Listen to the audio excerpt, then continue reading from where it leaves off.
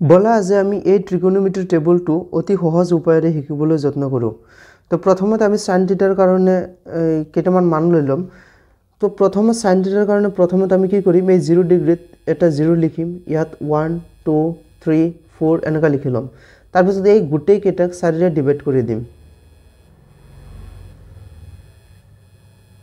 তাৰপিছত এই গোটেই কেইটাক আমি ৰুট ওভাৰ লগাই দিম। এতিয়া চোৱা, 4ৰে যেতিয়া শূন্যক ডিভাইড কৰোঁ তেতিয়াহ'লে আমি শূন্য ওলাব, তাৰ মানে ৰুট ওভাৰ 0 = 0 হ'ব। এতিয়া চোৱা 1/4 ৰুট ওভাৰ 1/4 মানে আমি কিমান লিখিব পাৰোঁ, ৰুট ওভাৰ 1 মানে হৈছে 1 আৰু ৰুট ওভাৰ 4 মানে হৈছে কিমান 2। তাৰপিছত চোৱা এই 2 চাইডে দুইবাৰ যায় আৰু 2 2ত এবাৰ যাব, তো এইটো 1/2 হৈ গ'ল ৰুট ওভাৰ। তো ৰুট ওভাৰ 1 মানে হৈছে আমি কিমান লিখিব পাৰোঁ 1 আৰু root over 2 that's means root over 2। এতিয়া চোৱা ৰুট ওভাৰ 3 আৰু ৰুট ওভাৰ 4 আছে, তো ৰুট ওভাৰ 3 আমি লিখি ল'লোঁ ৰুট ওভাৰ 3 আৰু ৰুট ওভাৰ 4 মানে কিমান লিখিব পাৰিম, আমি 2 লিখিব পাৰিম। 4ক আমি ভাগ কৰিব পাৰোঁ, 1 ওলাব। ৰুট ওভাৰ 1 মান আমি কিমান লিখিব পাৰোঁ, ৰুট ওভাৰ 1 মানে হৈছে 1। এতিয়া চোৱা সাইন 90 ডিগ্ৰীত যদি 1 হয়, এইটো কছত কিমান হ'ব, 0 ডিগ্ৰীত 1 হ'ব। সাইনৰ যিটো 0 ডিগ্ৰী হয়, এইটো কছৰ কিমান হ'ব, 90 ডিগ্ৰী হ'ব। এতিয়া সাইনৰ যিটো 30 ডিগ্ৰী হয়, সেইটো কছৰ কিমান ডিগ্ৰী হৈ যাব, 60 ডিগ্ৰী হৈ যাব, তাৰমানে 1/2 ইয়াত। তাৰপিছত যিটো সাইনৰ 1/2 ৰুট ওভাৰ 2 45 ডিগ্ৰী, যিটো সাইনৰ 45 ডিগ্ৰী হয়, এইটো কছৰো 45 ডিগ্ৰী সেমে থাকে, তাৰমানে 1/√2। তাৰপিছত কছৰ 30 ডিগ্ৰী সাইনৰ কিমান হ'ব, সাইনৰ 60 ডিগ্ৰী। তো সাইনৰ 60 ডিগ্ৰী ৰুট ওভাৰ 3/2 আছে, তো কছত 30 ডিগ্ৰীত কিমান হ'ব, ৰুট ওভাৰ 3/2। এতিয়া টেনৰ মান, টেন থিটাৰ মান আমি কেনেকৈ ওলাম, সাইন থিটা কছ থিটাৰে কি কৰি দিম, ডিভাইড কৰি দিম।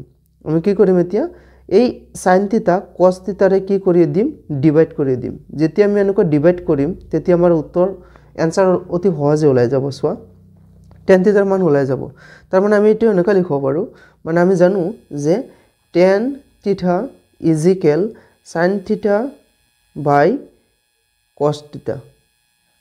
সো এতিয়া চোৱা, যদি আমি 1 দি 0ক ভাগ কৰোঁ তেনেহ'লে আমাৰ কিমান ওলাব, 0 ওলাব, তাৰমানে টেন 0 ডিগ্ৰী ইজিকেল 0।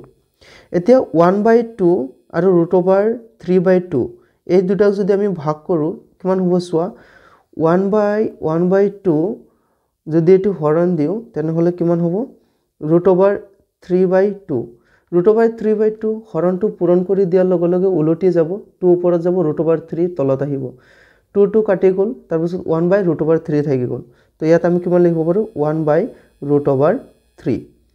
তাৰপিছৰটো কি হয় চোৱা, দুটা সেম হয়, দুটা সেম হ'লে কাটাকুটি কৰাৰ লগে লগে আমাৰ কিমান থাকিব, 1 ওলাব। তাৰপিছৰটো কিমান হৈছে, ৰুট ওভাৰ 3/2 আৰু 1/2। যদি ৰুট ওভাৰ 3/2ক 1/2ৰে হৰণ কৰোঁ, তাৰমানে পূৰণ কৰিলে উলটি যাব, তাৰমানে 2 কাটি দিলোঁ, 1 ৰুট ওভাৰ 3/1, তাৰমানে আমি কিমান লিখিব পাৰোঁ, ৰুট ওভাৰ 3। আৰু 0 দি যদি 1ক হৰণ কৰোঁ তেনেহ'লে আমি অফক'ৰ্ছ কৰিব নোৱাৰিম, তো এইটোৰ মান সংজ্ঞাবদ্ধ নহয়, তো আমি এইটো কেনচেল কৰি ৰাখি দিওঁ।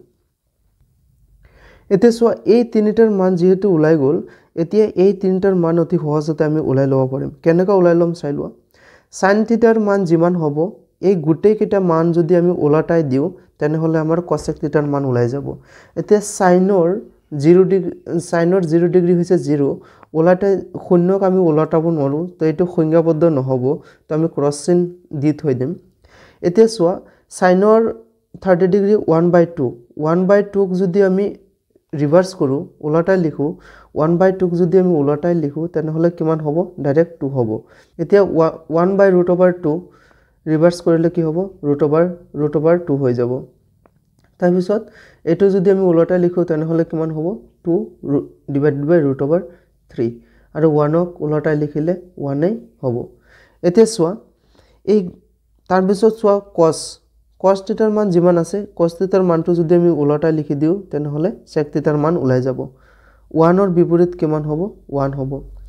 ৰুট ওভাৰ 3/2 এইটো আমি কিমান লিখিব পাৰিম 2√3 তাৰপিছত কিমান আছে 1/√2 1/√2 টোক যদি আমি উলটাই লিখো তেনেহলে কিমান হৈ যাব √2 1/2 আছে এইটো আমি উলটাই লিখিলে 2 হৈ যাব আৰু 0 0 ক আমি কি লিখিব পাৰি সংখ্যাবদ্ধ নহয় তাৰপিছত কি আছে চোৱা tan থিটাৰ মান আছে যিমান আছে এই tan থিটাৰ গোটেই কেইটা মান যদি উলটাই লিখো তেনেহলে আমাৰ cot থিটাৰ মান ওলাই যাব শূন্যৰ যদি উলটা লিখো তেনেহলে এটো কি হৈ যাব সংখ্যাবদ্ধ নহয় 1/√3 তাৰ মানে আমি কিমান লিখিব পাৰো √3 1 ক যদি উলটা লিখো তেনেহলে 1 এ হ'ব √3 টোক আমি যদি লিখো তেনেহলে কি হ'ব 1/√3 তাৰপিছত এটো সংখ্যাবদ্ধ নহয় তাৰ মানে এটো 0 আছিল Thanks for watching